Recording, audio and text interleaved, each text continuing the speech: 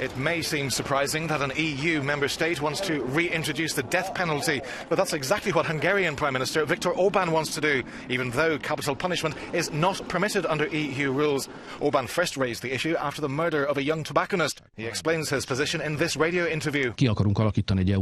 We want to seek public opinion to see if reintroducing the death penalty should be a national issue. It was taken away from the member states and became a centrally controlled one.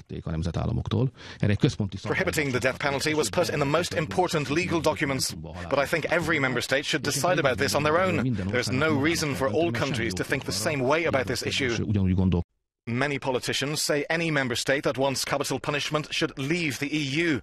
The European Parliament's Committee of Civil Liberties says reintroducing the death penalty would be a clear violation of EU law. Viktor Orbán does not defend anything, he says. He is destroying everything. By launching a debate on the death penalty, he is turning Hungary against the flow of history. That is the truth. Death penalty never reaches its goal. It is not right for justice to commit a crime. Many people say Orbán is trying to prevent his popularity from plummeting after support for the radical nationalist Jobbik party soared. Our correspondent reports from Budapest. Hungarian political analysts say Viktor Orbán knows it's impossible to reintroduce the death penalty, but by keeping it on the agenda, he can gain some support. The latest polls show that almost half of the population agrees with reintroducing the death penalty.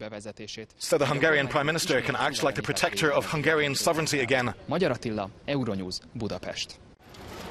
It may seem surprising that an EU member state wants to reintroduce the death penalty, but that's exactly what Hungarian Prime Minister Viktor Orbán wants to do, even though capital punishment is not permitted under EU rules. Orbán first raised the issue after the murder of a young tobacconist. He explains his position in this radio interview. We want to seek public opinion to see if reintroducing the death penalty should be a national issue. It was taken away from the member states and became a centrally controlled one.